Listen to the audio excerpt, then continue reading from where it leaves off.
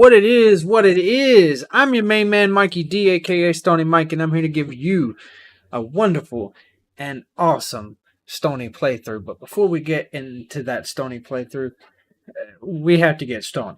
We have to get nice and stoned. We gotta get nice and fucking knock our dicks in the dirt kind of stoned for this kind of video that we're about to go into. Just for a little footnote here, the title of this video could never be any more true. I have to say it. It's true. It's very much true. There is not enough diversity in my friend group. It's true. Because most of my fucking friends are not white. I grew up in an area and in a neighborhood where it's likely chances of you actually having all white friends is actually slim to fucking none.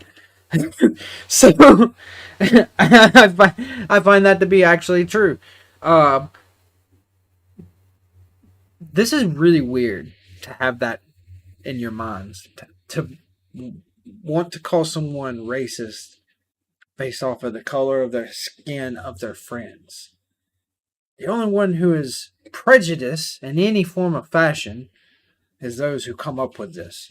But we're going to have a whole bunch of those to talk about. In the meantime, son of a bitch, you know what I did?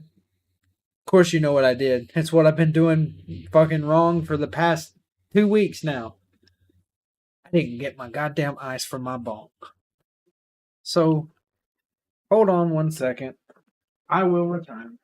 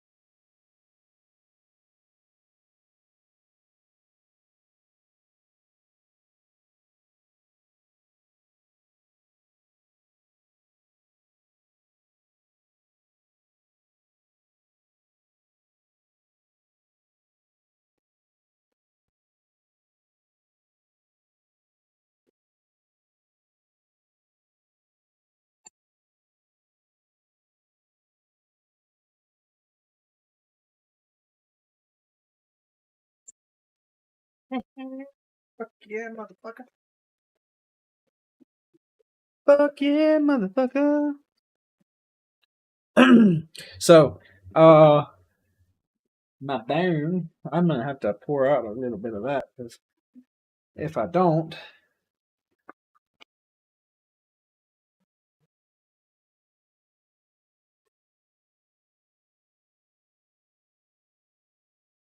hello.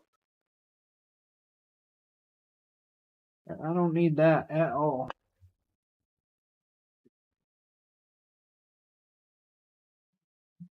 Okay.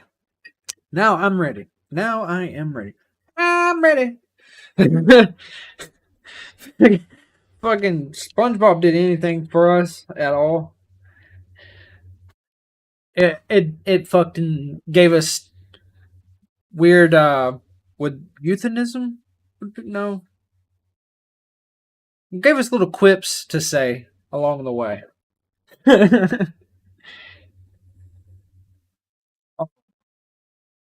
No. I also fucking left my fucking lighter out. Hold on, I'll be back. Jesus Christ. I would lose my head if it wasn't that.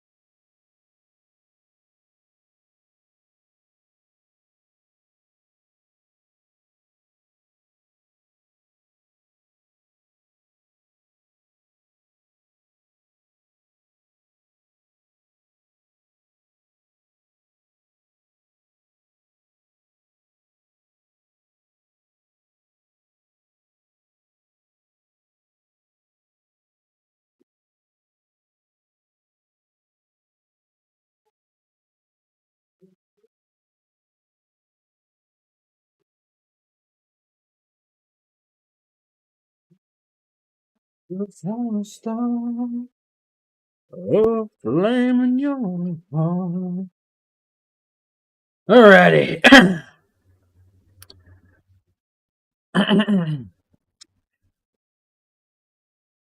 Now I can get nice and stony, man.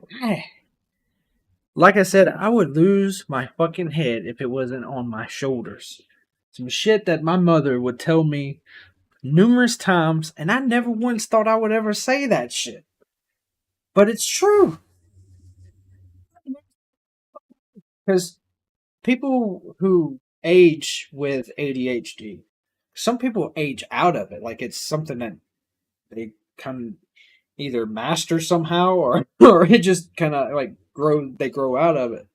And then there's some people like me who just it's like a constant fucking thing with, and I don't know if it's ADHD that pushes me to like forget shit or be forgetful of things, but god damn. That literally all this is stuff that I really desperately need to remember, but for some reason I'll fucking forget. To save my life. All right.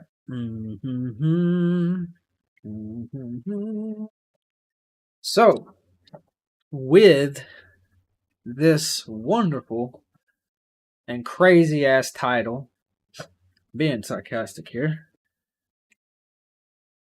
let us join and say a prayer.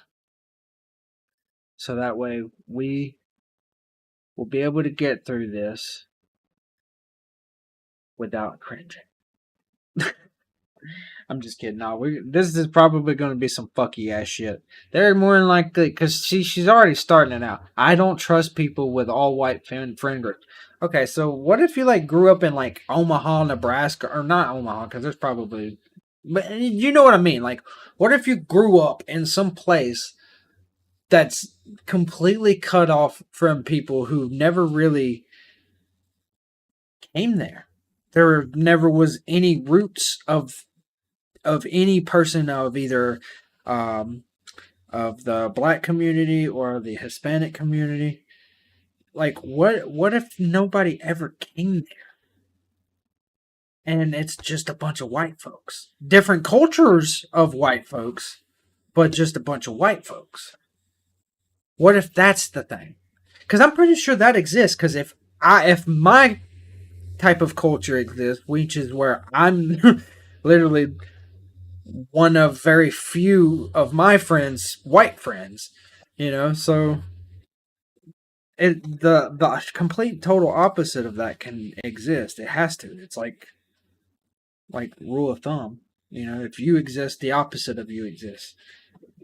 There's always the anti, if you want to call it that. I don't like calling things that are opposite anti anything, because it's like it doesn't mean it's anti just because it's different than you. That's where a lot of people are fucked up in the head. They like to put people in this state of opposition already just because they're different. It's like, why are you creating opposition? You should be trying to create understanding as opposed to opposition. But you can't force this on people. It's something that they got to do themselves.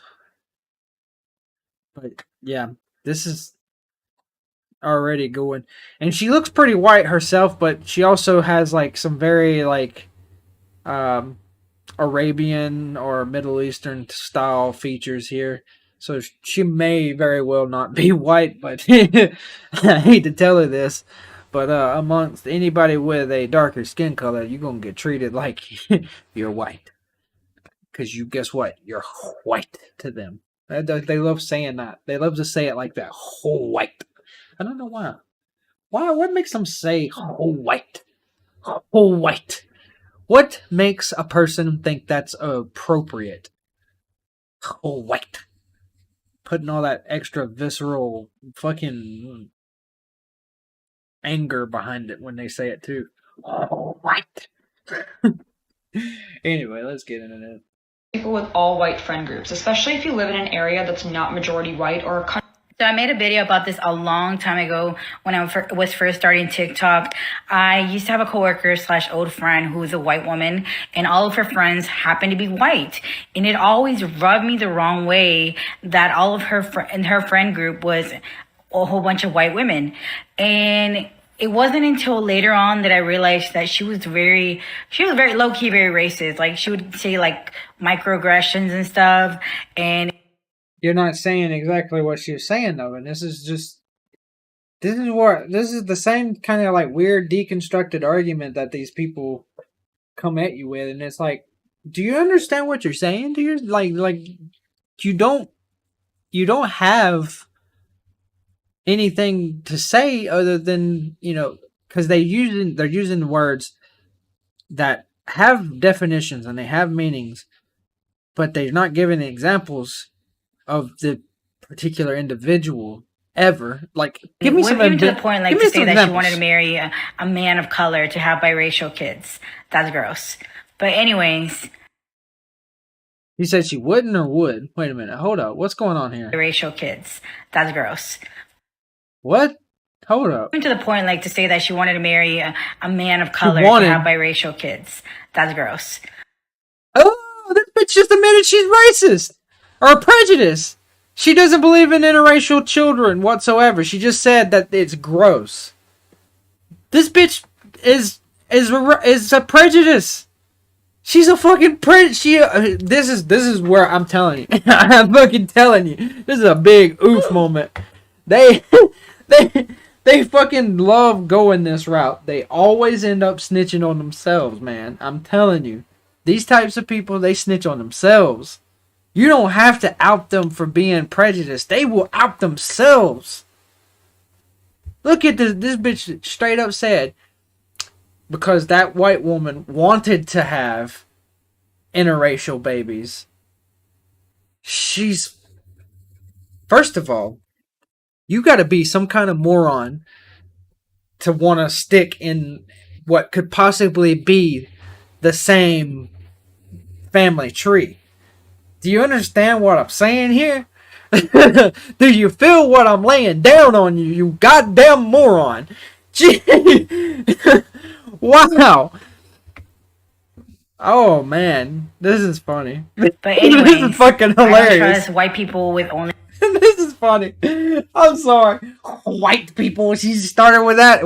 I don't trust bitches that fucking say blatantly fucking prejudiced things either. But you know what? We gotta bump elbows with each other, it seems. Jesus Christ. This is horrible. Why would you even say that? And she bold-faced said that. She bold-faced. Her friends happened to be white, and it always rubbed me the wrong way that all of her friend group was a whole bunch of white women. She's struggling the whole time. It wasn't until later on that I realized that she was very low key, very racist. There's nothing. Like, she would say like microaggressions and stuff. All right, microaggressions. That's a very funny, fancy term for what you're saying. It's not necessarily aggressive towards me, but it's offending me. that's just a fancy fucking term, because every time they use microaggression, that's the fucking shit that they're saying. They're basically saying, look, what you said wasn't really offensive, but it's offending me. But yeah, no. And even to the point, like to say that she wanted to marry a man of color to have biracial kids. That's gross. She bold-faced said that. She bold-faced said some of the most prejudiced fucking sounding shit in the world. And she's going to think that this is going to go over well? If I was her employee or her employer, I would fire her. She would be fired. I wouldn't want her working with me. Mainly because she's stupid. Like, that's a stupid way of thinking. I wouldn't want nobody like that stupid as fuck fucking working near me. I'd be afraid I'd die. I'd be afraid she's gonna fucking do something that's gonna get me killed. That's stupid. She's got fucking brain worms. There's no way in hell that somebody is literally out here thinking that's just gross. Oh, they're gross. This bitch is gonna look at me and my wife, and then look at our kids when we have them, and fucking say, "Oh, that's just nasty. That's just nasty. That's literally what she just fucking said, man. Hell no. These are the type of people who you have to completely ignore and ostracize from society, or otherwise we're gonna continue to have problems. We're gonna continue to have these issues like fucking crazy because these people right here, they're gonna keep creating them. They're gonna keep on creating them. Fucking crazy bitch. But anyways, I don't trust white people with only white friend groups. So I just watched this video, and they're supposed to be the white chicks, right?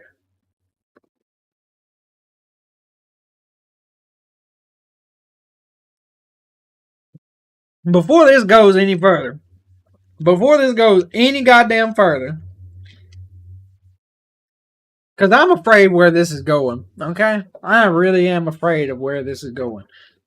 The movie White Chicks was about two black men pretending to be snooty ass white bitches for a undercover case, okay?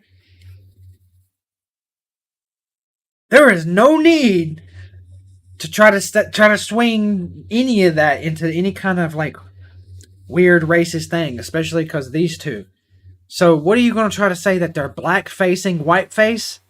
Like, what are you trying to say? I'm hoping that's not going to happen. I really hope that's not going to happen. But when they say stitch incoming, they usually bitching about something.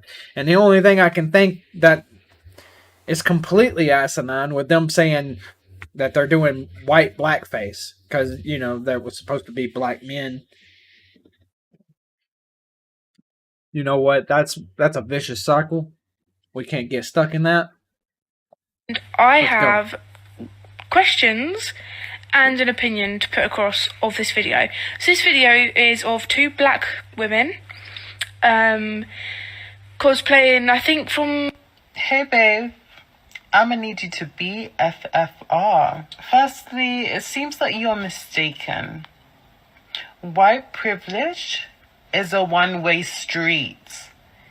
There's no such thing as reverse racism. Even if they were cosplaying as white people and not doing a recreation of the movie White Chicks, there would be no injustice because this retard is struggling to actually say what they're trying to say. They are not articulate enough to actually get out, so they're making these really long fucking pauses. They're retarded. They're probably got a dick too. This is what I was saying, and I knew it was gonna come to this again. I was talking about this but the other day. There is a huge majority of people like this moronic person right here that thinks that spewing hate towards white people is not racist. Spewing hate towards, well, first of all, it's not racist. You're right. It's prejudice. Second, it's still in the same category that if I was, as a white man, to hate every black person, okay, if I was to do that, it would still be in the same fucking category. It's hate. That's all it is, boo-boo. It ain't getting any different. It's hate. And if that's what you're going to do, just remember, hate begets more hate. You're going to get it. And for someone who's always bitching about being marginalized, why would you want to go and promote more hate to come towards you? Makes no sense. Really makes no sense at all. So, retardism, that's self-inflicted retardism. I'm going to keep calling it that. It's self-inflicted retardism. And that's what these people that have dicks and not vaginas are all about. Man, I am trying so hard to be nice about this fucking training here, but it's just... racism. Listen to how it sounds. I can't. about how racism functions in our society, as well as privilege.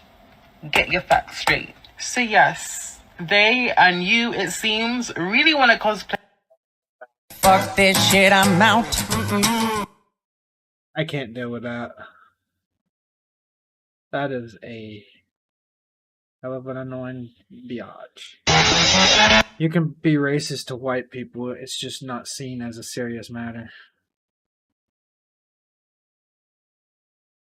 I mean, that is true. It's not seen as a serious matter. It really isn't. And I guarantee you, anybody who stitches that will come at you with the craziest fucking arguments ever. Hi. Here we go. As a white person. Oh, goodness. I'm here to tell you that you cannot be racist towards white people, and let me explain why. I learned it in college. Oh, you learned it in college. Oh, tell us everything that you learned from your Marxist professor. Please tell us. Philosophy, sociology, psychology classes, all that fun stuff. For there to be... Alright, so if somebody is closing their eyes, moving their hands, and then they say fun stuff after the end of it, they're fucking bullshitting you. They're just passing fucking time to try to get you to...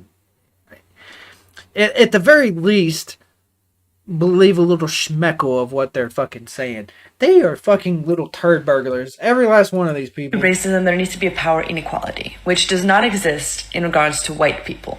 White people are not lower in power in society than people of color, therefore they cannot face racism.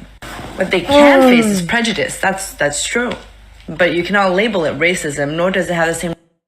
You stupid bitch! Oh my god! You fucking dumb cunt! Dumb cunt! You are stupid!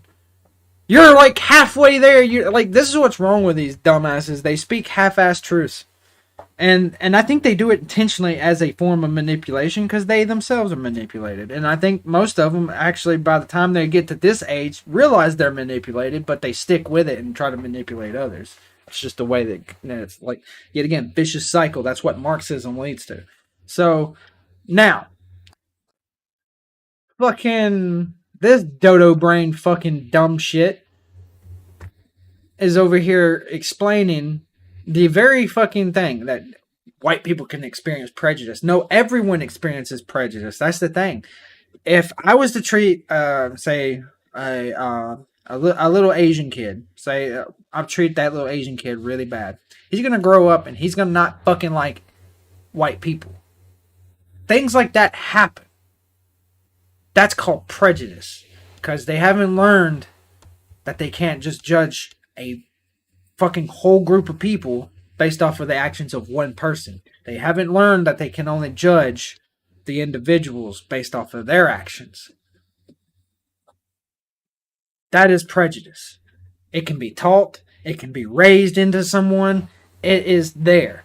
But racism cannot, unless you truly fucking believe that you're human and that other person, because of their skin color, is not. And then you're not only racist, you're fucking on immaculate levels fucking retarded. Like, you're on immaculate levels of retardism. Like, there's just no way in hell that you can prove that I as a white person am part of some white race and you as a black person are part of some black race. There's nothing in our genetics that back that up. Stop fucking using the term racism, please. And stop letting morons like this exist in your life. Because goddamn it, I sure as fuck am. You know what it means. Fuck this shit, I'm out. Woo, boy.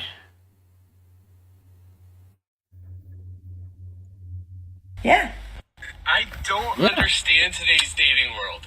I take girls on nice dates, I get them flowers, I'm emotionally available, I go to the gym, it doesn't matter what I do. And yet, every time, I get the same outcome.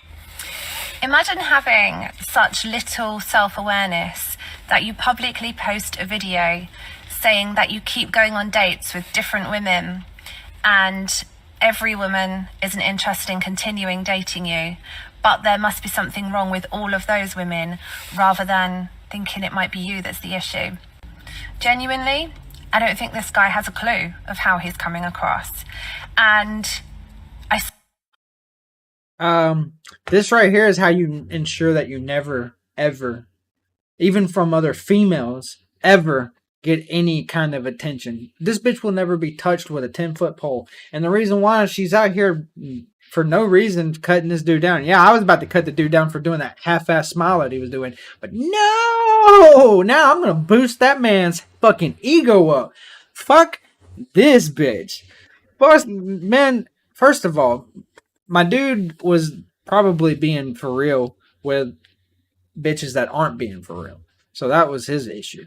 But this bitch right here, she just wanted to pick apart dude for nothing. Like, she has nothing.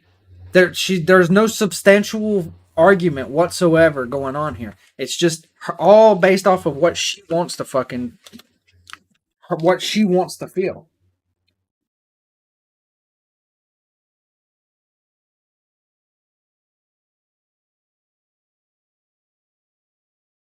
Yeah.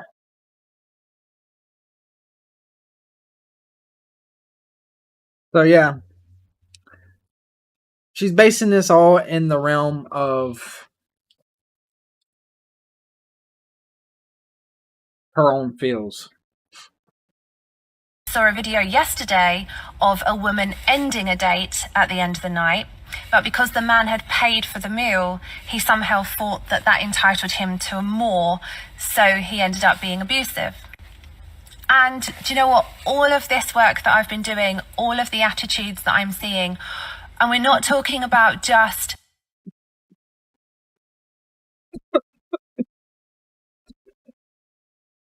Why did they do that? They bring up all these like supposed like factual things, but the problem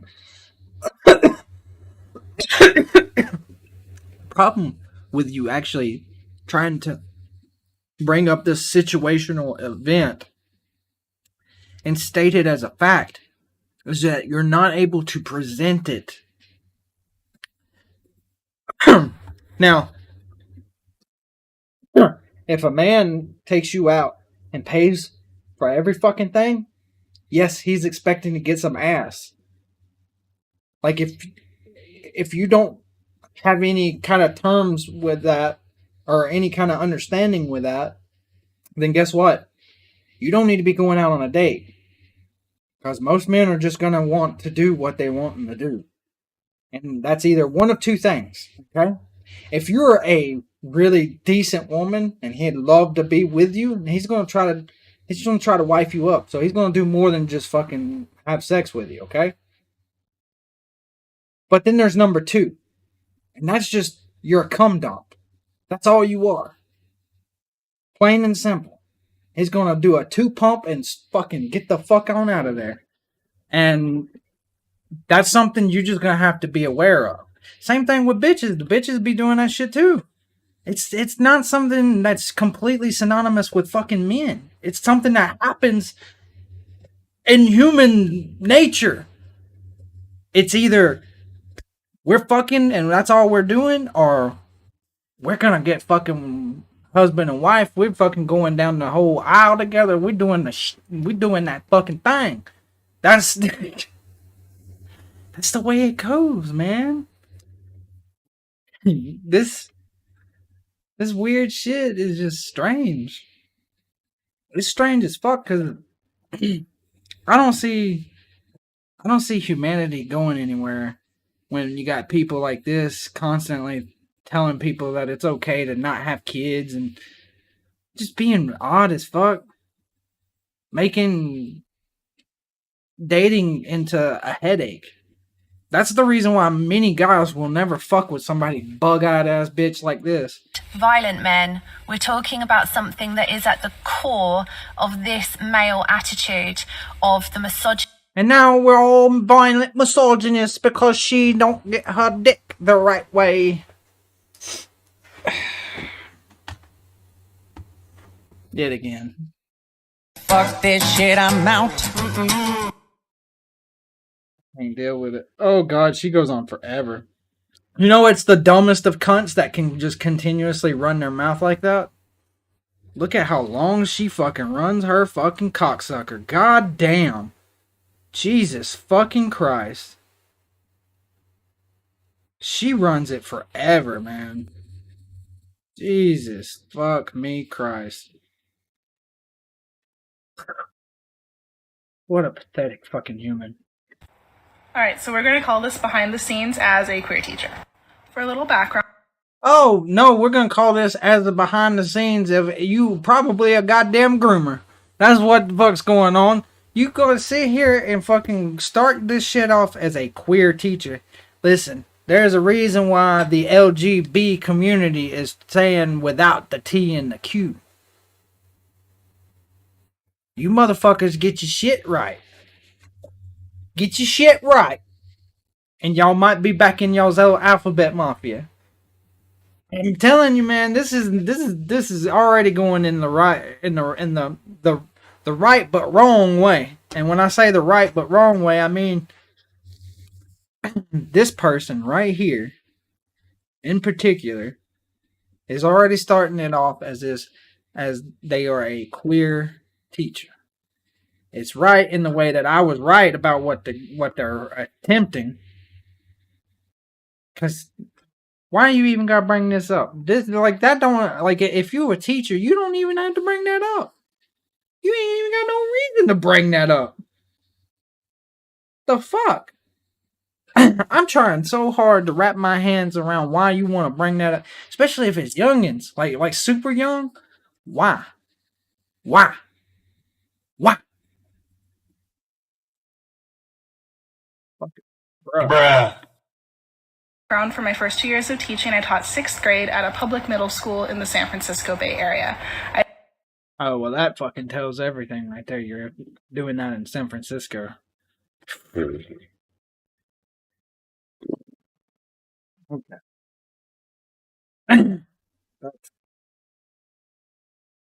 That's like the biggest explanation right there. That's all she had to say. Oh, she probably don't want me calling her a she. She probably identifies as like a they them person. Either way. I taught English and creative writing. My area of interest as an English major was queer lit, and my area of interest as just a queer adult is. There's no such thing as a topic in schools that are 6th grade as queer lit. If there is, guess what? It's GrOuP.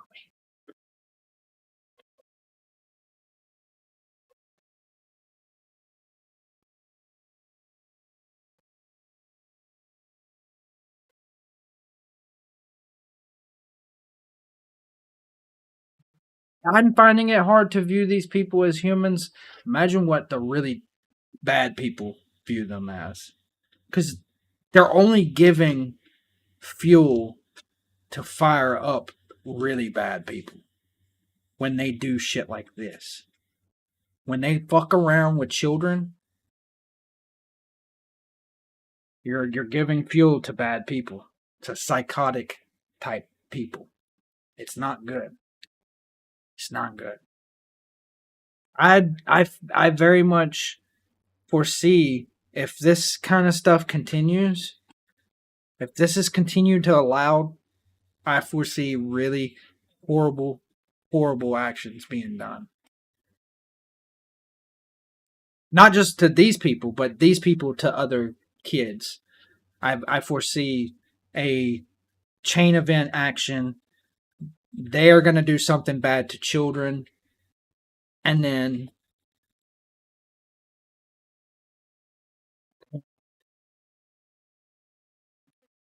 someone with a Punisher complex. You know, these type things exist. And I don't know if I have to explain what a Punisher complex is, but it's basically a vigilante complex, but beyond all belief. One that they can take slugs to the body and still keep going. Because they're no longer here. Like, they're mentally not here. In their mind, they are on a crusade, a virtuous crusade.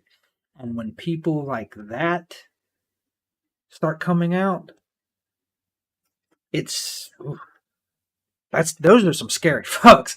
I don't really get shaken by not a fucking soul on this earth, but those are people that, if I had a choice, I would walk away.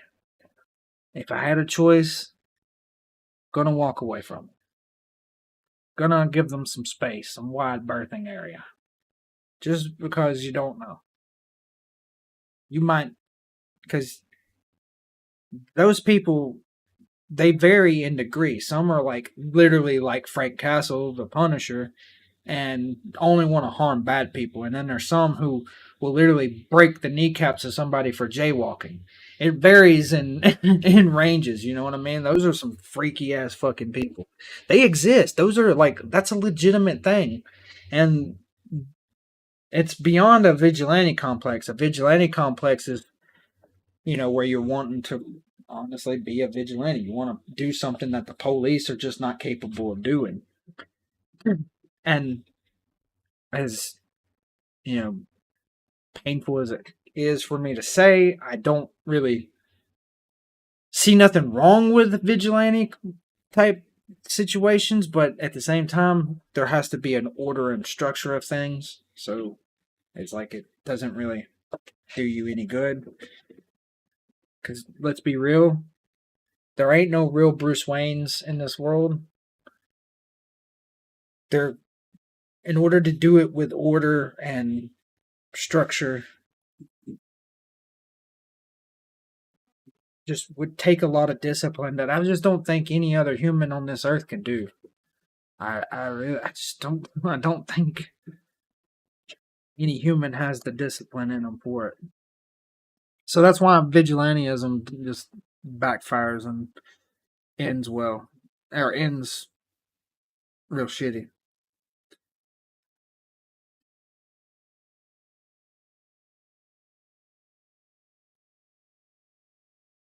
It can.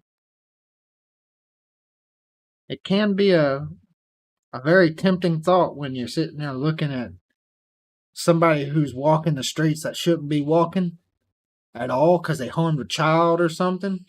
And, it gets real hard not to be one.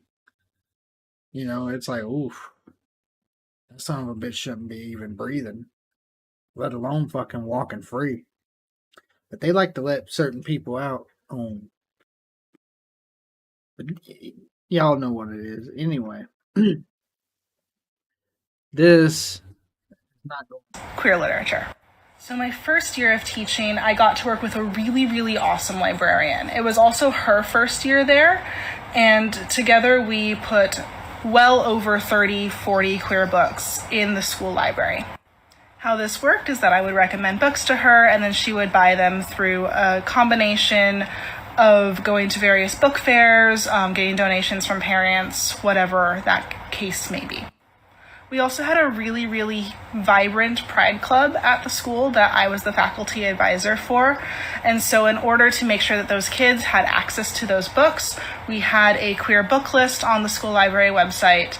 And we also had a section in the library that highlighted some of the queer books. Bruh.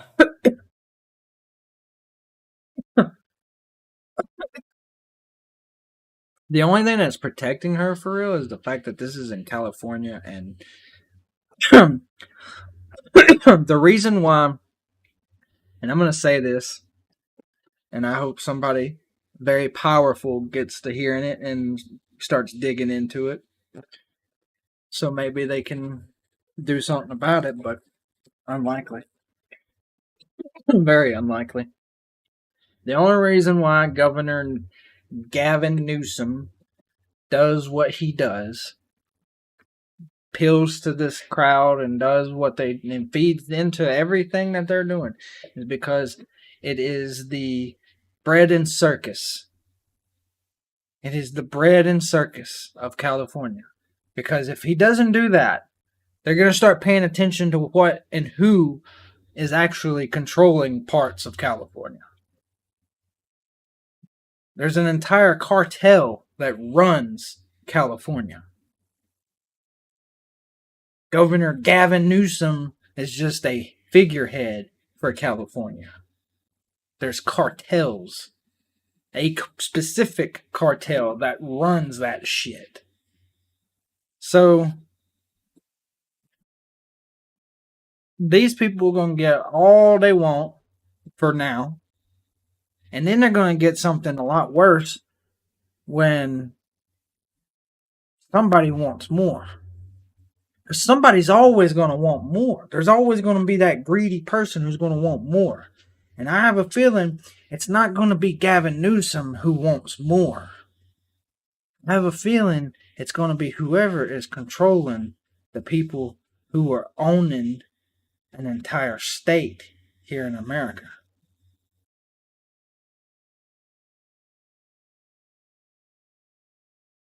How is it that they can drive whole entire convoys up and down California state, armed to the teeth, people filming them and shit? How is that capable of being done if they don't own California? That was them saying, hey, look what we can fucking do. We own this place.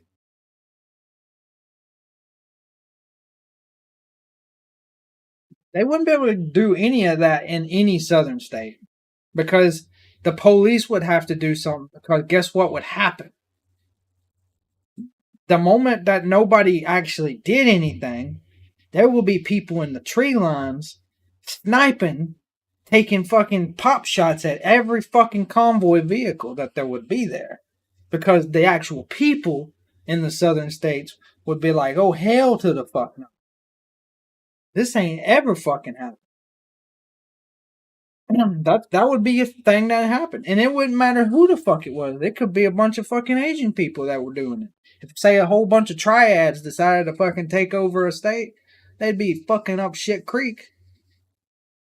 Real quick. Real fucking quick.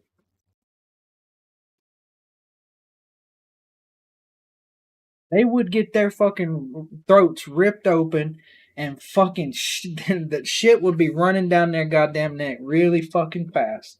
Rickety fucking tick fast. It would be fucking over with. But California is just allowing it to happen. They would have plenty of abilities to do so. But I'm pretty sure there's a big arrangement in California. I'm pretty sure there is a very big arrangement because you got Bloods and Crips that have been doing good at keeping peace with one another. You got those guys who have to be in on it in some way, or at the very least realize they're outnumbered, so they're playing it cool.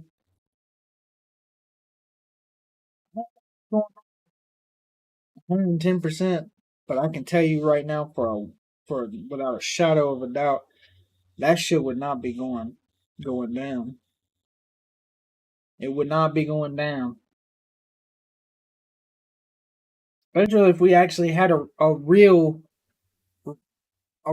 person as governor. Like when I say a real person, I mean someone who's done forgotten about Republican or Democrat. They just give a fuck about America.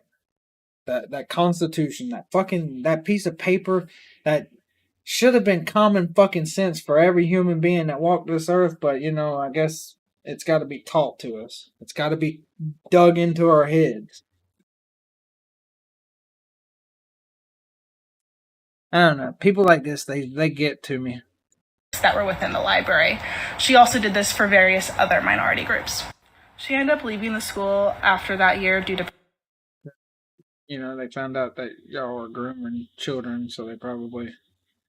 Yeah, this is the last one. Jesus Christ, she goes on... I'll look on my prep to see if I can find it, and I'll email you so that you know which part of the library it's in. So on my prep, the next time I have one, I go to the library, I'm looking around, and I can't find that book, and frankly, I can't find any of the books that I know were put into the library the year before. So I go up to the librarian and I'm like, hey, one of my kids really wants to read this book. I know it's in the library, but I can't find it. It doesn't say it's checked out online. Do you know what's going on with that? Put it away from me. And she gets this really defensive look on her face, and she's like, it's there somewhere. They just have to go find it. So I say to her, like, I looked through the whole library and I couldn't find that book and I couldn't find any of these other books. She gives this really big sigh and she's like, okay, send the kid to me. I'll find the book for them. So I tell the kid, they go and pick up the book, which is at her desk apparently. So then I find out she took all those books off the shelves, put them in the back storage cabinet, and I have to send the kids individually to her.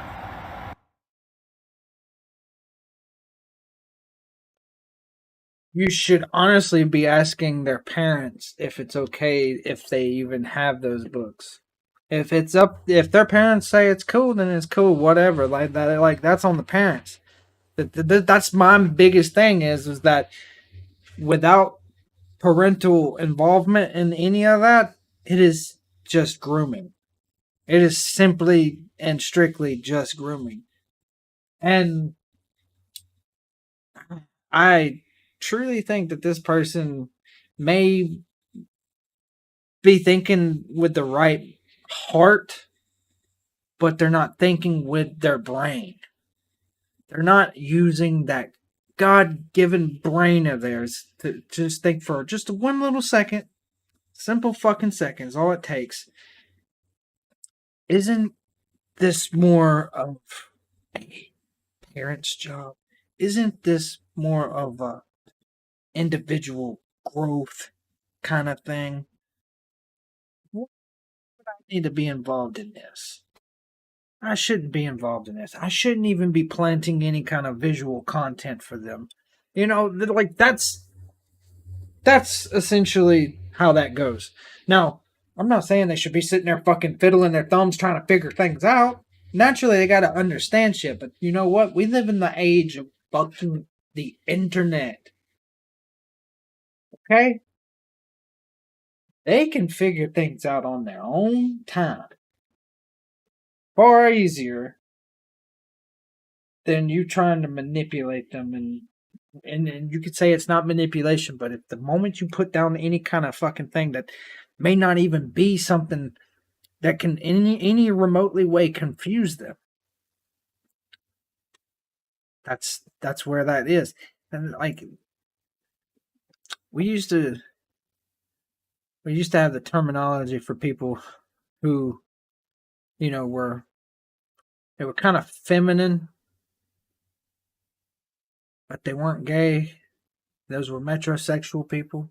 And before they are like they would use that term, they would also be like, you know, because they would think that they were gay or lesbian, you know. So they would just say that they were curious, you know. Those are terminologies that they kind of threw out the door because it kind of like defeats this weird narrative that, oh, it has to be taught to children that this and this and this. It throws it all out because if someone is curious, right, that means they haven't figured it all out. And I knew there was like 20-something-year-old people who were saying they were curious. You know what I'm saying? So if that's someone up in the 20s, still not really figured their fucking sexuality out, why rush that on to a child at a very young age? That's my point. That has been my point from fucking the get-go. Why rush something in a child that they don't even get fully developed inside of them and fully understanding until they're in their like late 20s or early 20s? Just why do that? Because you're fucking sick fucking perverts. Most of them that are pushing it rabidly, even after being explained what that can do to the detrimental effects that it does to that fucking child's brain, to their whole entire growth pattern. Even after being explained that, they're like, oh, but that's just a few cases. No, it's not. You're trying to, like, rationalize this in such a weird case. It's such a rabid thing to do. It's rabid. It doesn't make... It's delusional and it's rabid. And I refuse to never, ever, ever, ever, ever fucking sway on this. This is not something that I can be convinced otherwise. Because there's psychologists that back this shit up. The very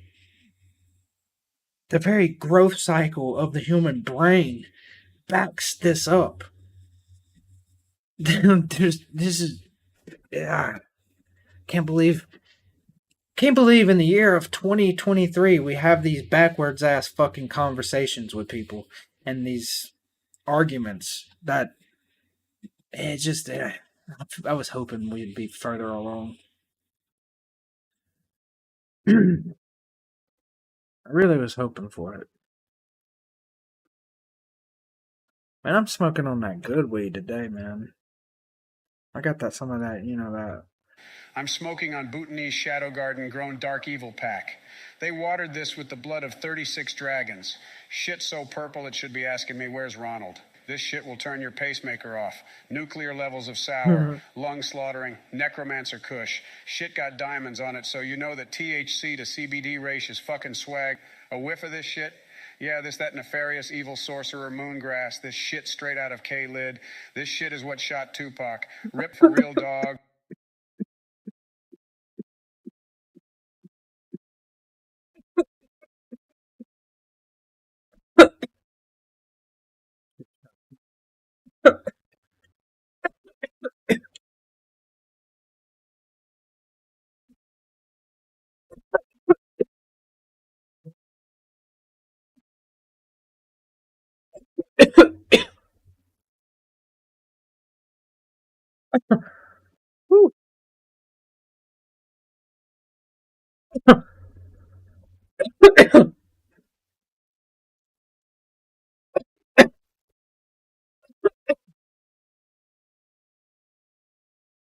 I finally got the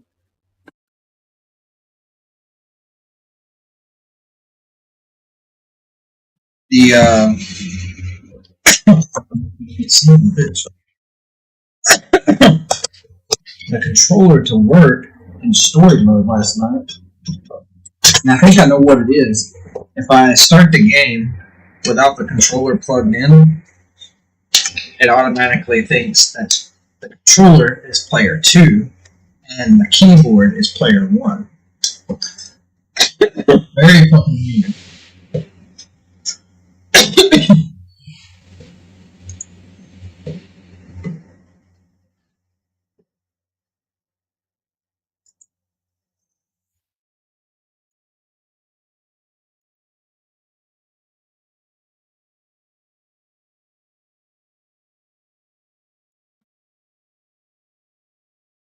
But I have to say, out of the WWE games that I've played, this one's a really good one.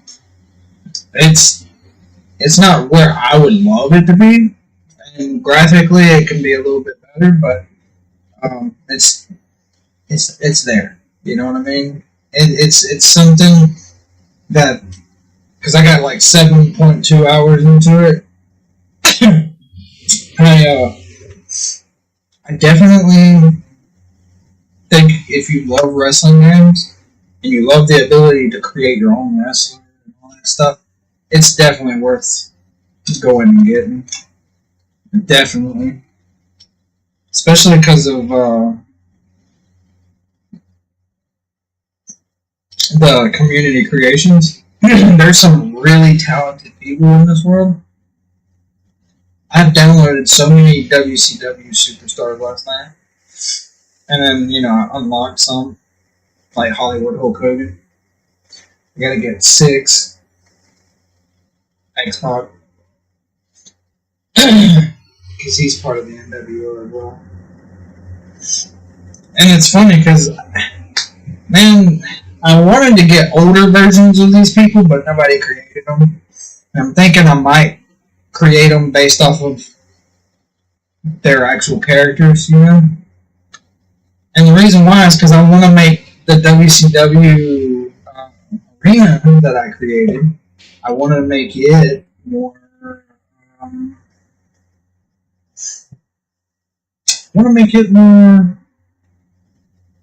like, say WCW came back, or never really left at all. It's like a what if, essentially. Because I was a big fan of WCW. Growing up, and I was going to be a wrestler. That was something that I wanted to do when I was very young. And a man that went by the name of Taskmaster, Kevin Sullivan, he pretty much changed my mind altogether. Like,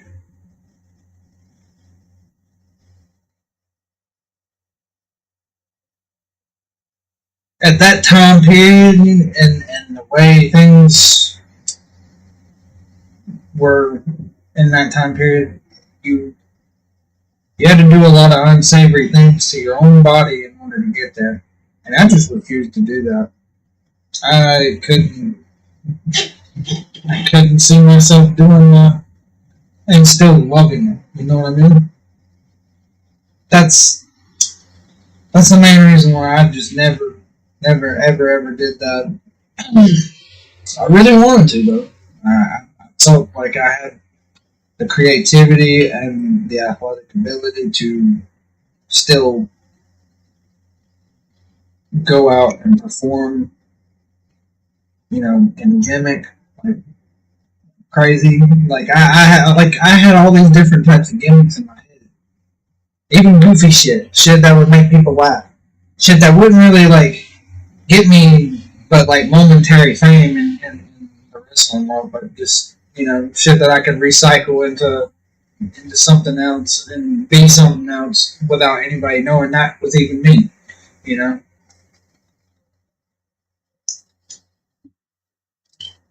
So that was, so I really have a love for wrestling, but WWE also just, it's hard to really like anything they have to offer, especially when there's so many cool gimmicks that people want to do, but they don't allow. They just simply don't allow it. And that is what I think is fucked up. I'm gonna do a dab. And then we're gonna get into this game.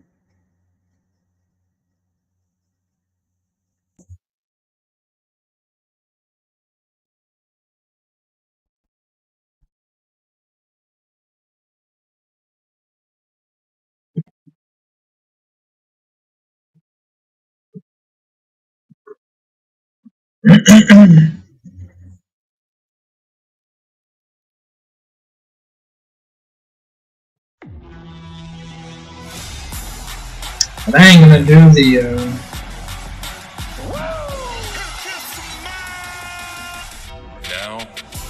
I'm not gonna do the story.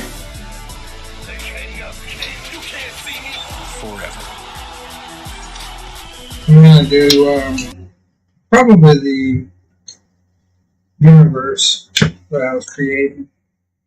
Probably finish doing some of that.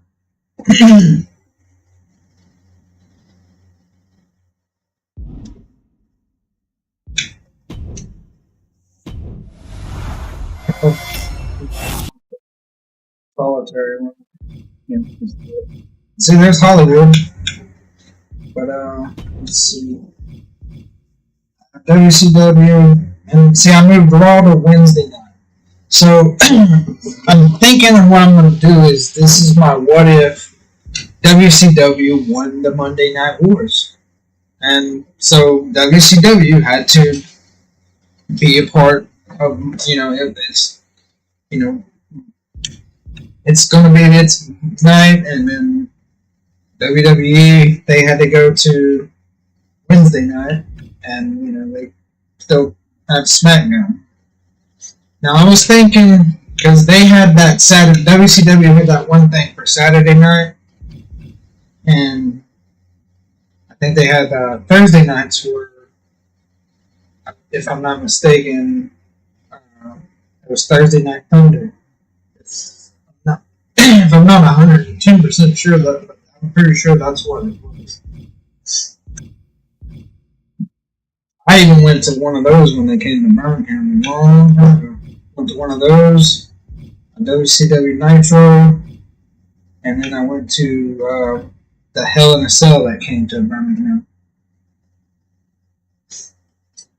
I was a big fan of both wrestling. Like even during the Monday Night War, I was a big fan of both. Much more of a fan of WCW because it was where Sting was. Sting has always been my favorite wrestler. He's always been my favorite. Like, it's not even the Crow thing. Even before then, I loved him when he had the bleached flat top, man. It was always my favorite wrestler. Something like about the vibe he puts off. Like, he's always been like kind of like an Avenger, you know. He's not out here like beating up on people or whatever, but he is putting a firm grip, like of justice out there, you know. Yeah, I really like the way his character always came off, and when he started doing the whole crow looking thing, that really made everything kind of click. But yeah, I was thinking about doing Thursday night, but I'm going to just stick with this. Let me show you the people I got. Oh, I can't show you anymore because it's...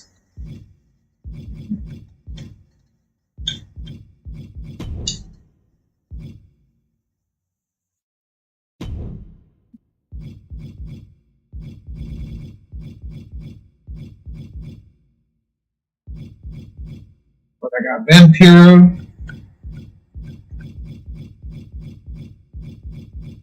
I downloaded him so I could beat him up. Oh, wait a minute. I can't even fucking... You sitting here show it. I'm sitting here trying to do this and I can't even show it to you. Hold on. I'm gonna pull it up real quick.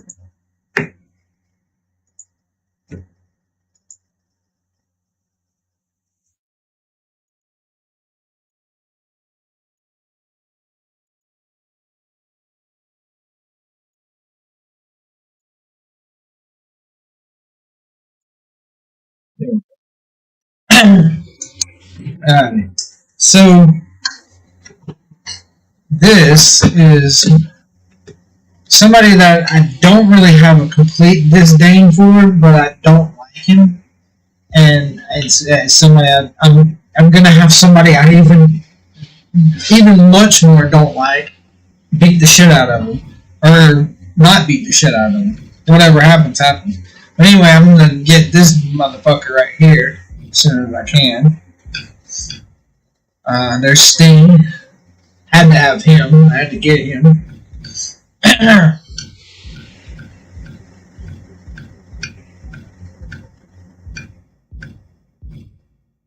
need to get Scott Hall, the NWO one. Same with Roddy Piper because he was in WCW.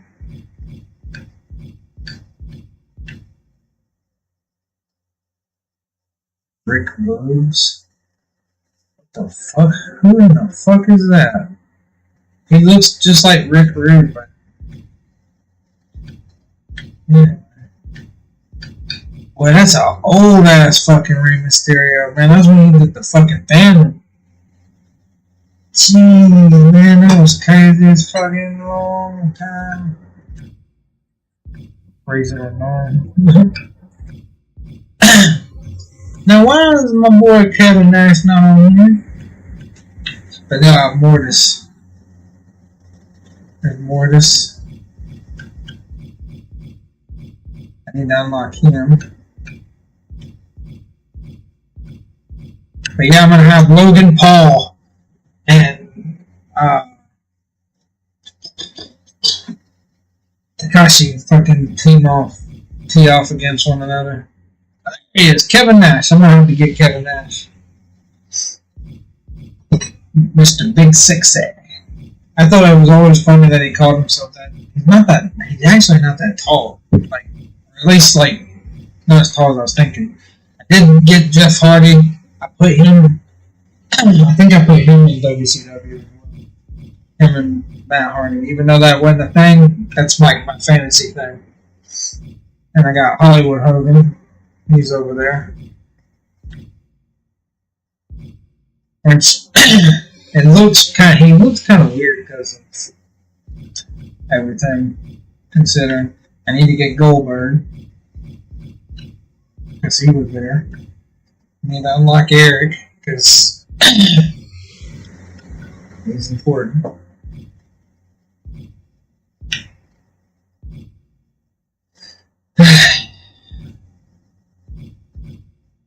Oh, who the fuck is Dewdrop?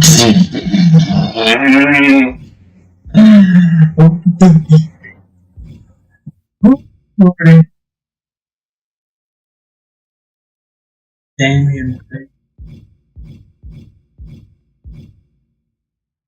I need to unlock her because I fucking absolutely would love to see her beat the shit out of some of these new bitches. The only one I really don't have no issue with. Bro. Can't even think of her name. He can be over there because he was on WCW as well. Him and Vader had a lot of really good fights. And I think Vader is an unlockable character on here too. There's Bulldog, he can be on there. Booker T. He can, but like that was like in the 80s. Like far, far back.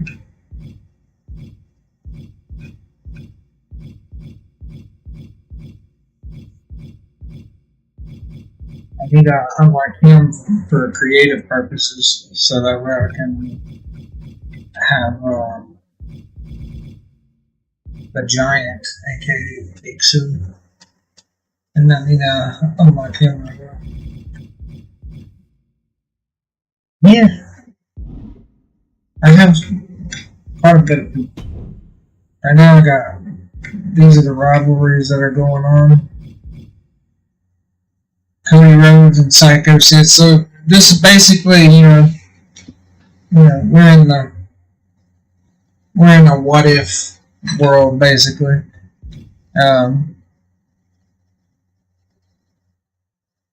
So it looks like Cody Rhodes and Sid Vicious or Psycho Sid, whichever one it's going by, is now beefing with Morris and Scott Steiner.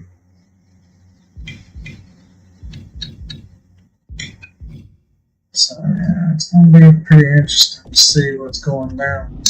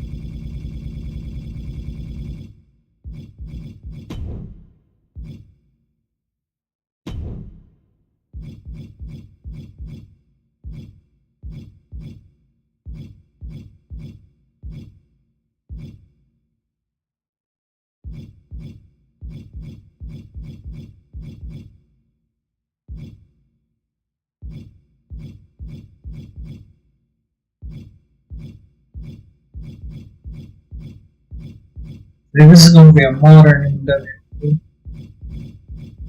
not gonna be, especially since I don't have.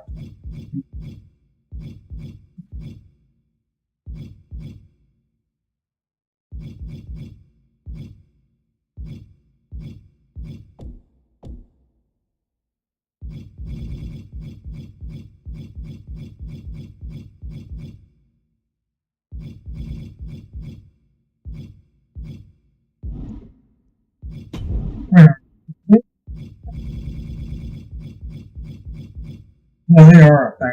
Okay.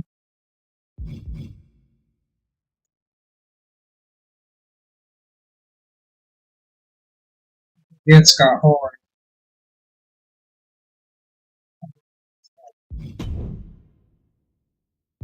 I'll get some more once I do good in these matches, so it'll be all good. Let me do my dab real quick so that I can go ahead and full screen this shit. I was just wanting to talk shit, to be honest with you.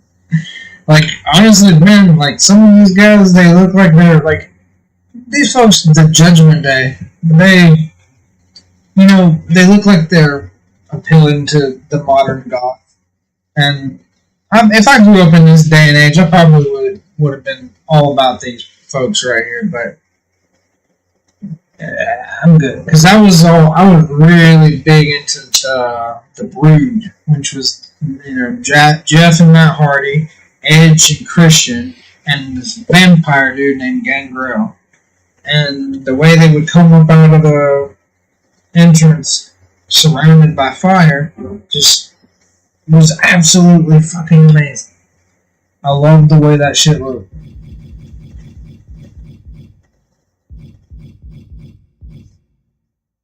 The Viking Raiders. You need to create a dude that's a Viking and put him in there with him. Like a shaman. Yeah, I'm gonna do that actually. Not right now, but later on.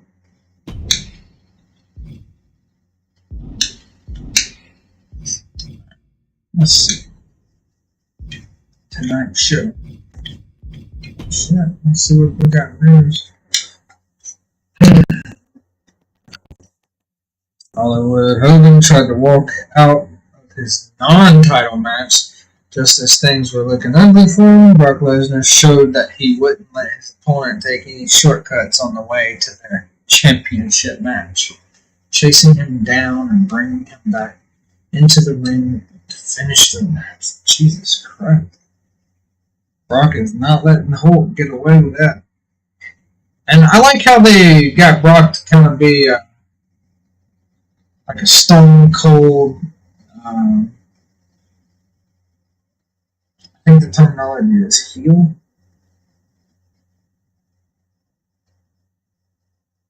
I forgot. God damn.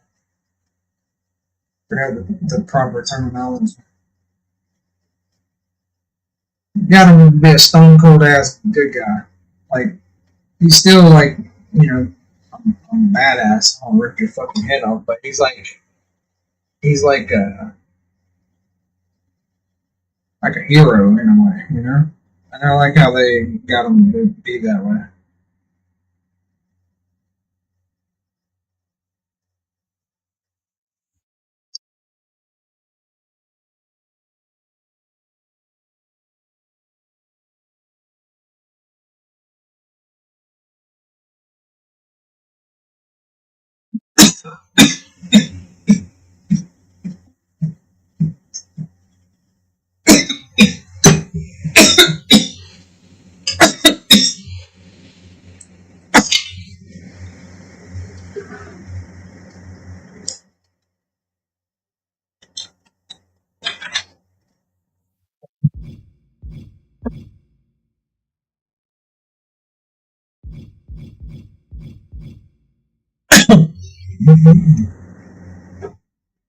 Here we go.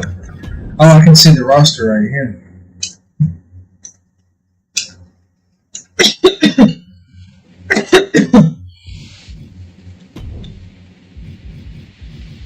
Okay, are these guys going to be in the show, though, is what I'm saying.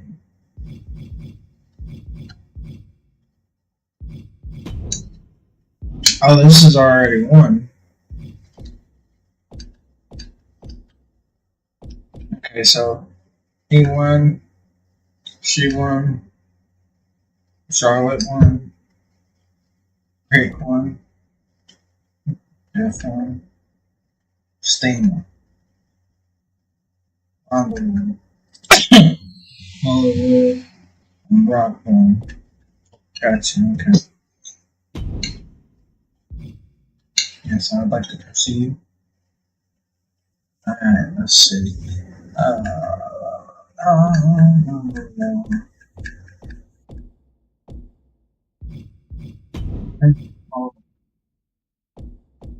really just want to fuck with WCW. These guys can do whatever they fucking.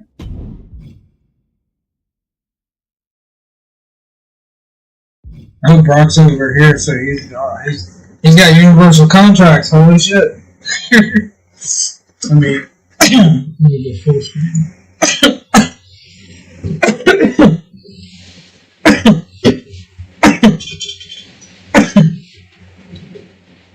holy shit!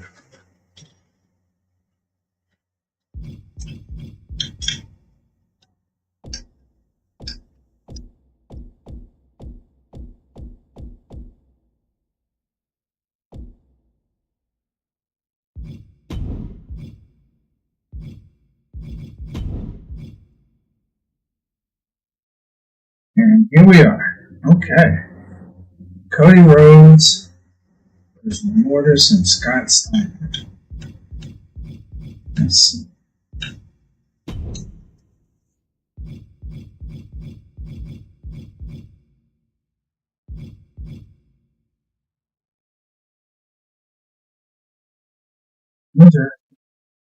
A very interesting team up and a very interesting match altogether.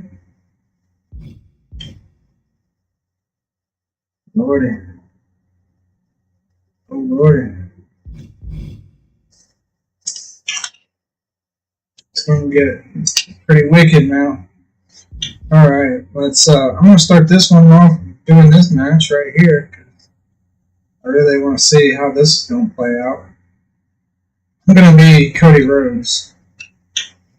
If I can be. Oh, what is this? This is Cody Rhodes and Psycho Sid humiliating tag win. Or Morris and Scott Steiner post-match tag ambush. Oh shit. It's 50-50. Oh shit! So Morris and Scott Steiner post. So are they gonna attack Psycho Sid and them, or oh, what's gonna happen? Is it gonna? Oh shit! What the fuck? I'm gonna go with Cody Rhodes. And see how it's doing that little flicker? Y'all might not even be able to see it. Actually, the way it looks over there on the screen is... that's weird. Yeah, but it's doing some kind of weird graphical flicker. For some reason, you're not able to see it. I can see that it's not on this screen, but it is on this screen. And it's... I like it. Do it now. One of them.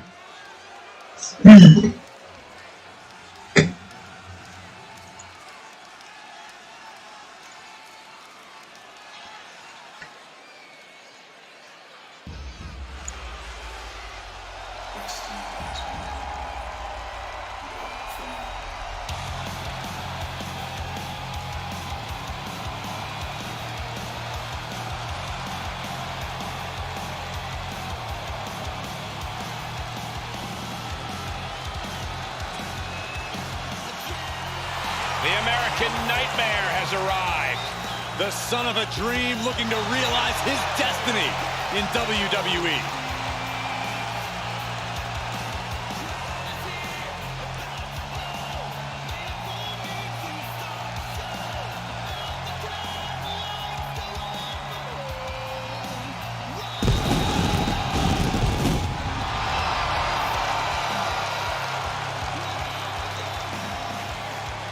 following contest is a tag team match set for one fall. Introducing first, from Atlanta, Georgia, weighing in at 220 Atlanta, Georgia. the American Nightmare, Cody Rhodes. Corey, I will never forget the night that you and I had the opportunity to call this man's amazing return to WWE.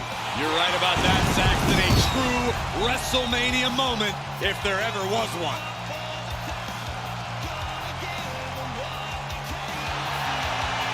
He fights every night to make his family, make his father proud.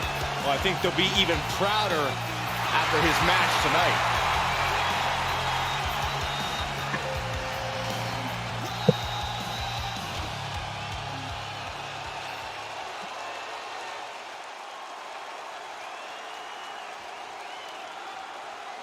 And his partner from West Memphis, Arkansas, weighing in at 300 God damn. pounds, the Superstar. Whoever created him really good. You can cut it with a knife. A lot of drama involved with this one.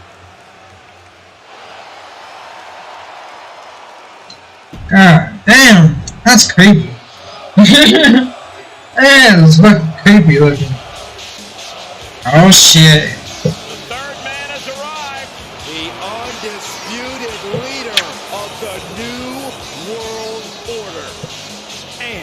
Representing the NWO from Hollywood, California, weighing in at 302 pounds, Hollywood.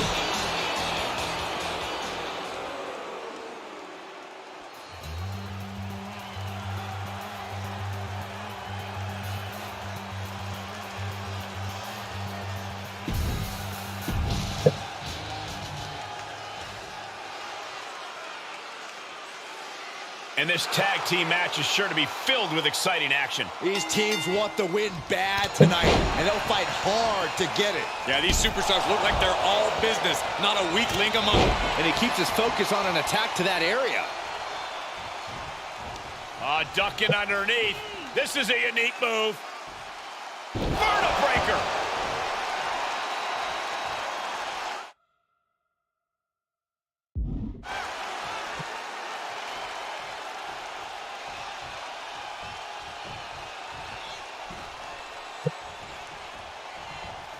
Oh, he got me.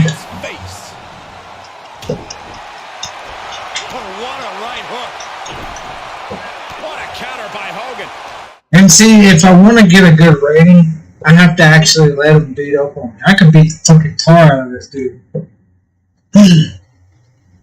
But I gotta let him do stuff to me in order to actually get a good match out of this.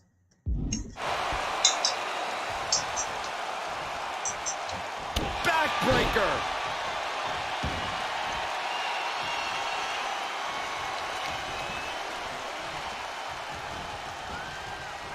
Boom, what impact. Tag made. We've seen some great chemistry from this team here, Michael. Yeah, incredible chemistry. Boom. Beautiful teamwork. Ooh, quick knee to the gut. Boom, nice. He's feeling the effects of that last hit. Oh, this, what a headbutt. Oh, my! And finds a counter. And a kick. And just like that, he's sent crashing to the floor.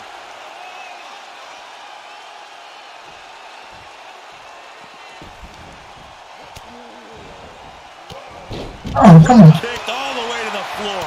Big forearm. Ah, gets cracked by the overhand.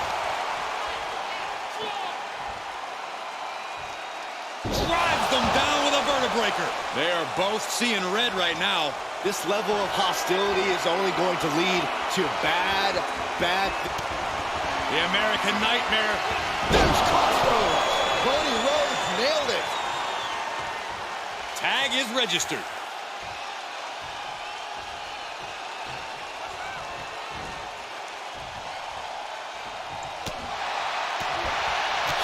punch.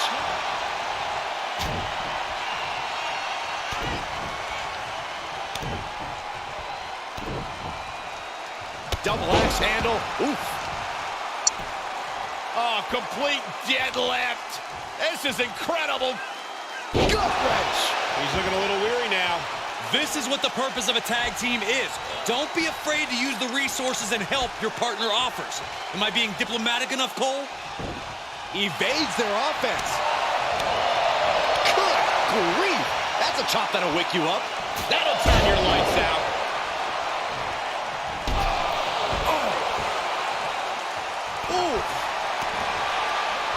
He steers clear of contact. And well-timed maneuver there.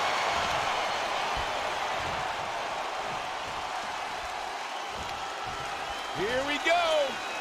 You ready for it? Choke slam! He's lining him up.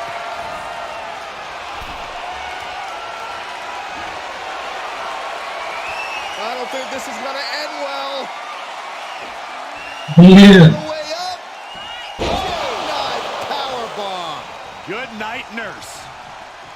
Tag, switching it up.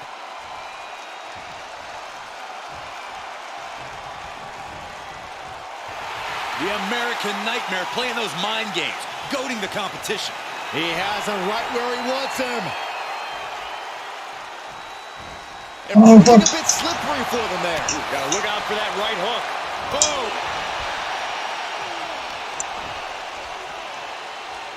Uh-oh. Right in the face. Oh! Makes him pay with a counter. Reversal after reversal. These two are ready for each other. Oh, elbow to the knee. That'll hyperextend your leg. Right hook. Boom.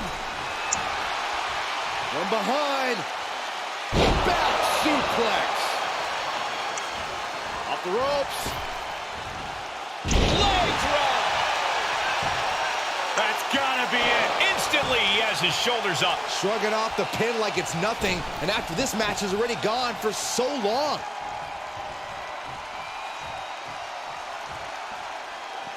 Oh, that'll clean your clock.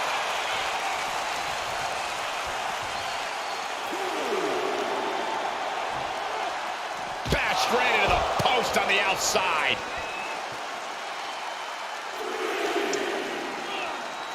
Holy, meet the barricade.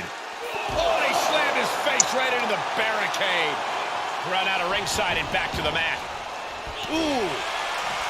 Have you ever seen such disdain from this superstar for the other?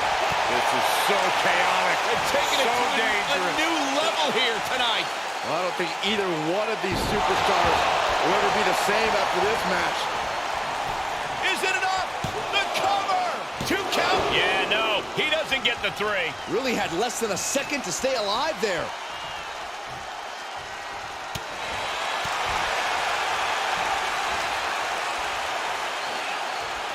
Cody Rhodes delivering the vertebreaker.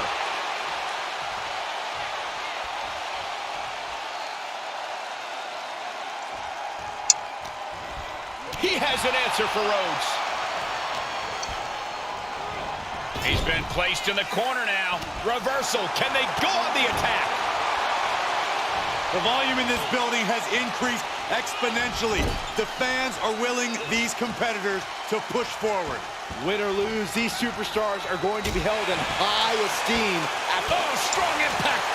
Oh, my goodness. The fact that he ain't even going to go in that tag fucking alarms me. There we go. Clothesline in the corner. He turns it around.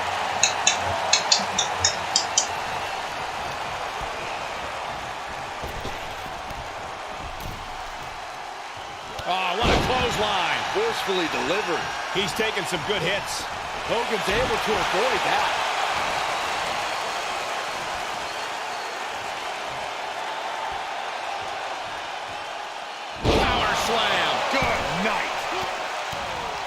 Look at this, just what a barrage of stomps. Clothesline. Good Lord. So effective. Oh, ouch.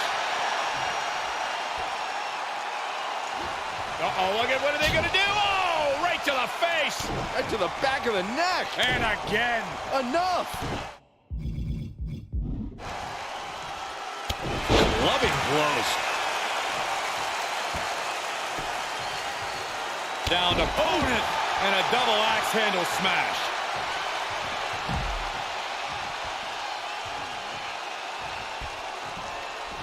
Draped across the top rope. Loving forearm.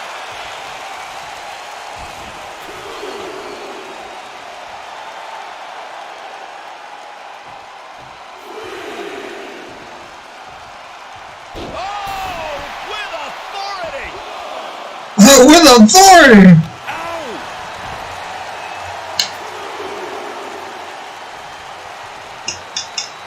Uh-oh. Uses an elbow to disrupt that attack. Oh, colliding with a barricade.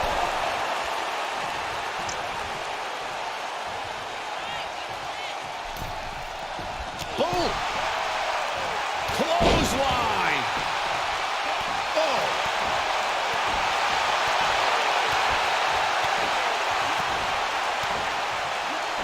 He foiled that attempt. Hit the button entirely too early. Clothesline.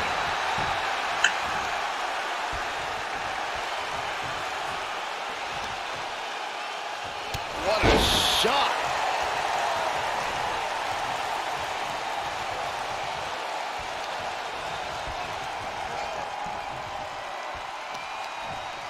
Oh, counters right into the breadbasket. Look at this, going counter for counter. Each competitor showing they've done their homework.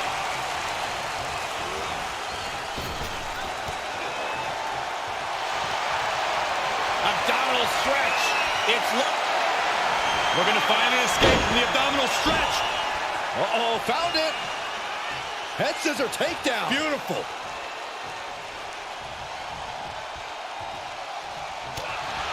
What energy in the arena tonight. Oh. Tossed into the corner. Up on the turnbuckle now. Shove all the way. Interesting.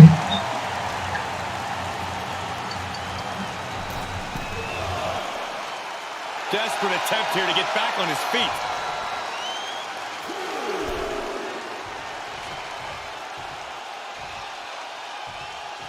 Tagged into the action.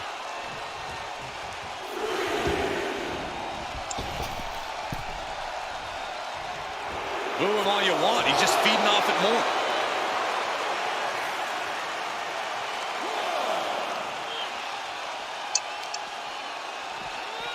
And he gets set back into the ring.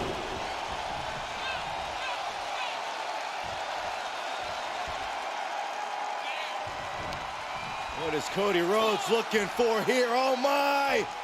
Breaker for the win. 2. What a win for this duo. It wasn't easy, but they were able to overcome. Hang on a second. Look out from behind. Why are these two out here? They're not even involved in the match. Yeah, but they're making their presence felt, beating the hell out of these other two guys. Completely crashing the celebration.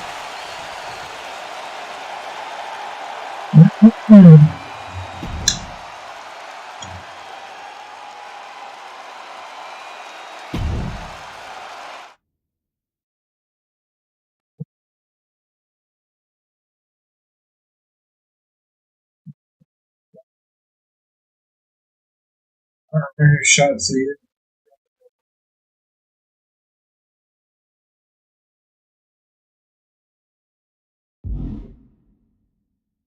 And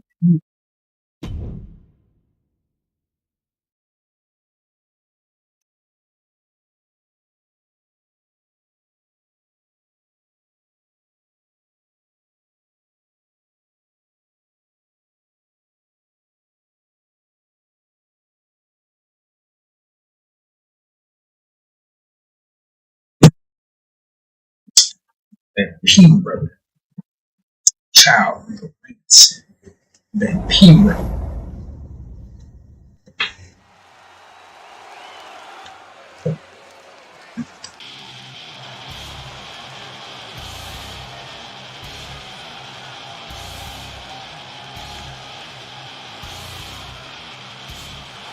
The following contest is scheduled for one fall. Making his way to the ring from Juarez, Chihuahua, Mexico, weighing in at 245 pounds, Victor O. Victor O. Full here tonight. This is a match with major stakes. It would have been better if they just said vampire. I mean, don't they have that as a saying? I'm gonna have to go and look and see. I'm pretty sure there's something that would have been better than Victor O.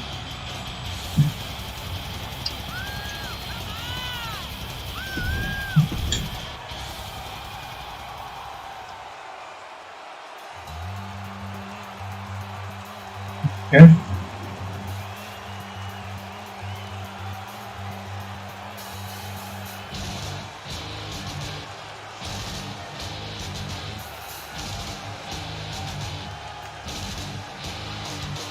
And his opponent from Cameron, North Carolina, weighing in at 236 pounds, Matt Harvey. Ever since I took my spot here at the commentary table, I have wanted to call this match. I cannot wait. That's a very interesting thing to want to call. A Vampiro versus Matt Harvey? I would never expected it. And here we have a superstar who's been grinding his teeth at the Performance Center as of late. Yeah, a consistent work ethic is what you're talking about, Michael. He's not someone who will rest on his laurels. He never has been, and that dedication is what puts him in position to win tonight. Yeah, but he has his work cut out for him against a superstar who is always prepared for competition, always focused and ready to go out there and compete. That preparation is the type of thing that elevates a superstar, Saxton. Hooked up.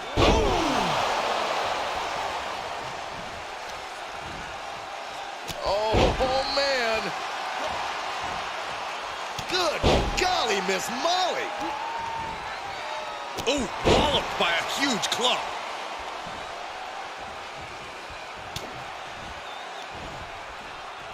What's coming next? A back suplex. He's looking a little off balance. Taking on some offense, but he expected as much. Looking wobbly in the corner. Reversal. What a counter. Oh, meet the backside of an elbow.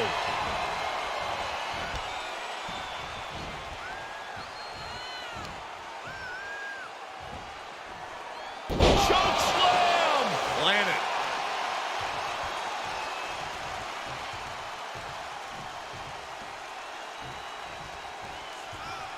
He's got him in the crosshairs.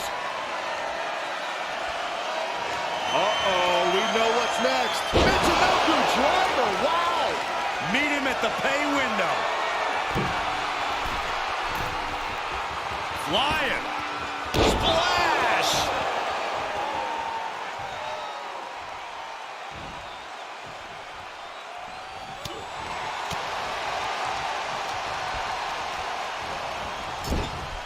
Top of that turnbuckle is not where you want to be. Up on the top rope. Hazardous part of town for these two competitors. This could go south in a hurry. Here we go.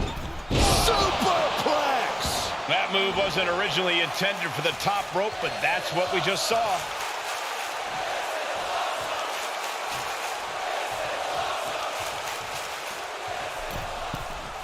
From the middle rope.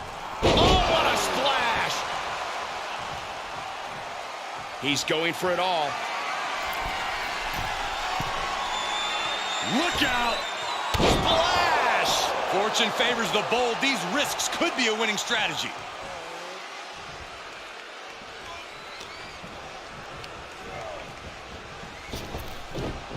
Wow, belly to belly. Poor Matt Hardy. I've beaten on him with two different people. What a forearm. In the corner he goes. A perfectly placed target.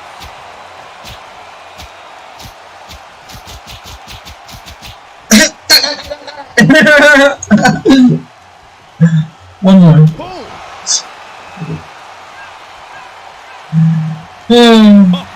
They got that really good. He takes control. Come on. Good night. Sorry. Goddamn time.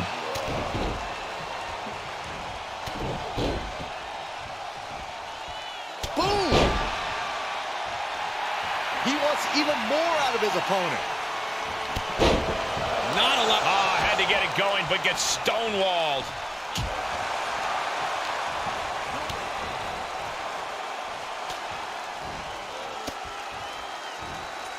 Fought back with a punch to the gut. Spinning heel kick.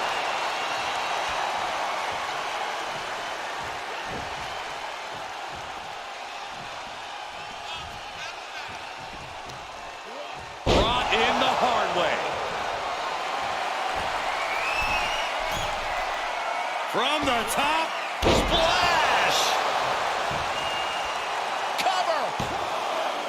There's two! An exhausting match, but a victory he'll savor forever.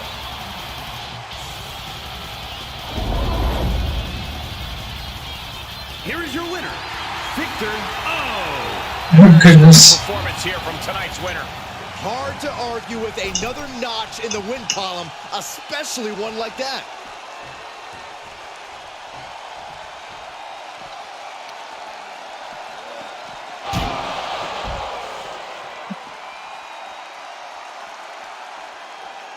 Looking for something, anything under the ring. I can already feel the sting of the kendo stick, and I do not care for it. And what a maneuver we just saw there. Oh, God. Oh, God. Oh, my gosh.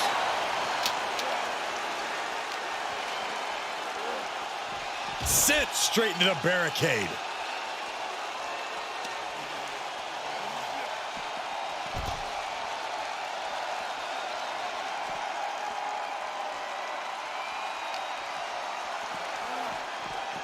Oh, man, meeting the barricade. Whip right into the barricade.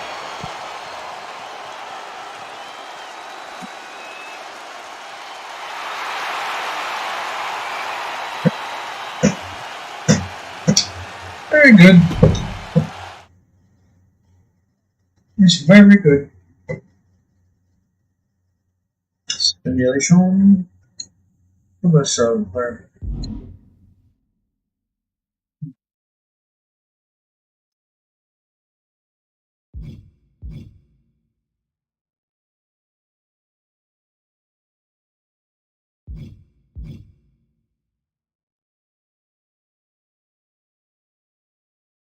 Now. Attack. Sure attack. Save.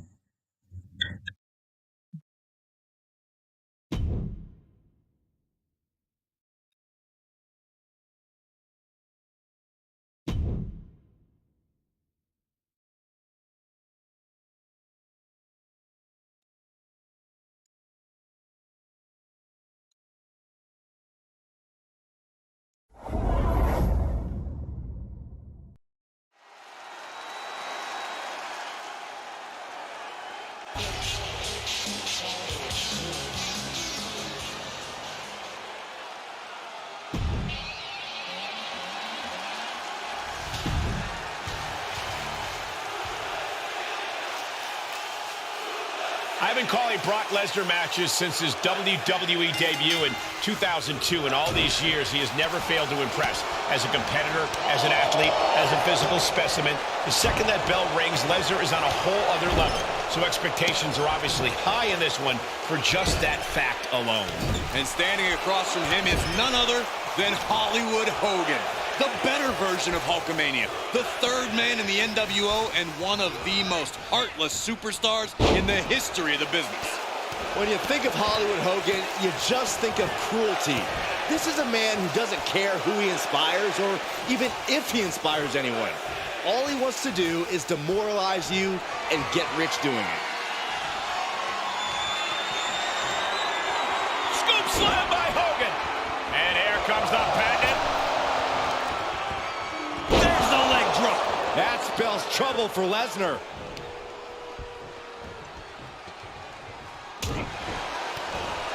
Right hook.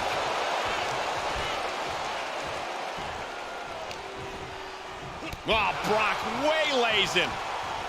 Here's Hogan sent flying.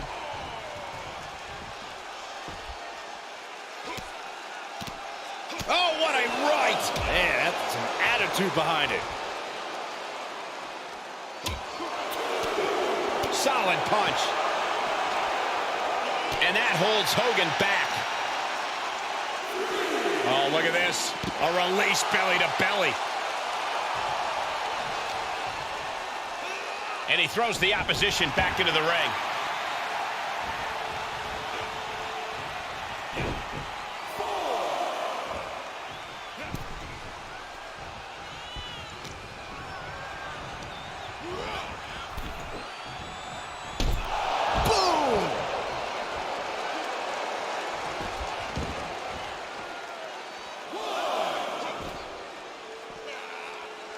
Lesnar gets out of the way. Here's the pump handle. Suplex. Launched.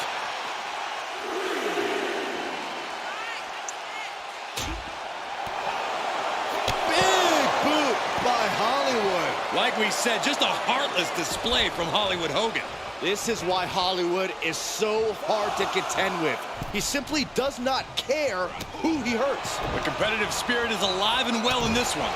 Yeah, I think these superstars are actually fairly eager to test themselves against one another. That means they recognize each other as being legitimate threats to their own ambitions. Boom! A knee right to the face. Ooh! Oh, what a kick. Oh! The boom! It's over! Lining Brock up. Is the Beast going to be slayed? Hollywood Hogan looking to finish him off. This'll do it. Big leg drop, brother. Hogan might have just ended this one. Cover! I would love to know what made him think that was a good idea.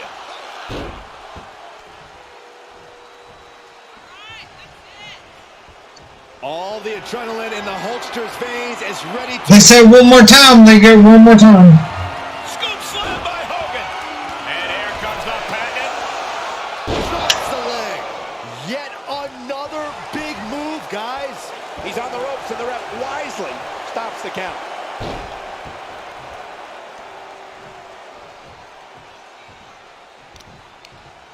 Oh, right on point.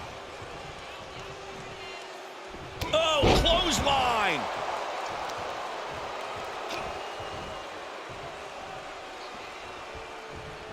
Oh, kick right to the gut. Another one. Clothesline. Nice combo. Brock here now, not used to being without the momentum, but I doubt there's any panic seeping. uh-oh, the beginning of the end. One more, motherfucker. Big leg drop, brother. Can Hulkster clinch this one?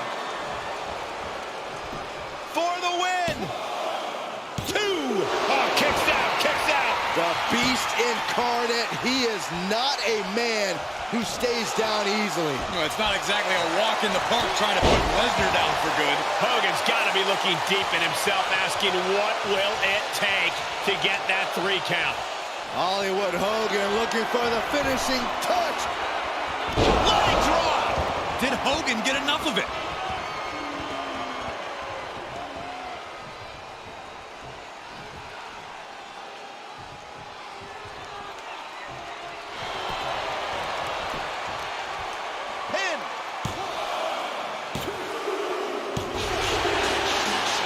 And I got a dirty pin on him. What a hard-fought victory for this guy. He certainly earned it. Wait a second. Well, how about going to celebrate? This is uncalled for. This is ridiculous. Hey, you won the match. Isn't that enough? This issue was so deeply personal. This is just insult to injury.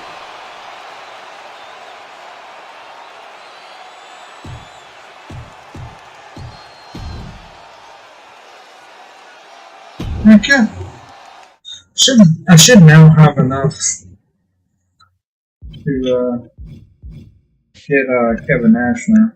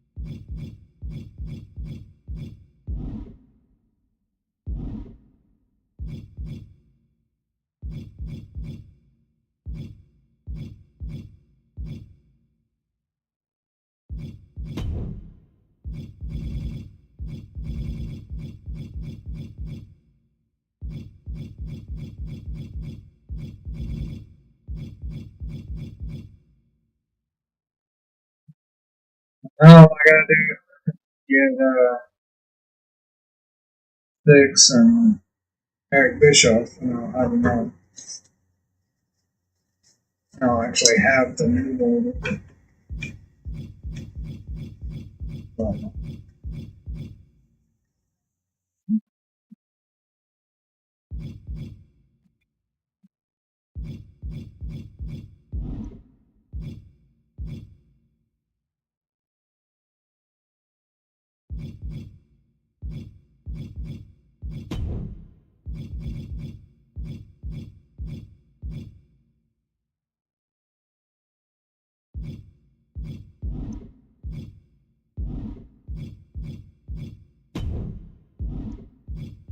Alright, I'm gonna exit this though, because I'm gonna go check out.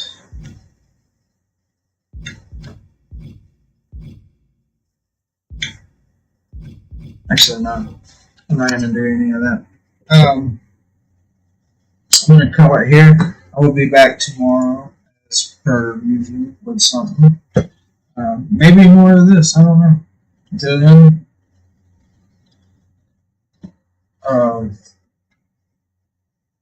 then, I will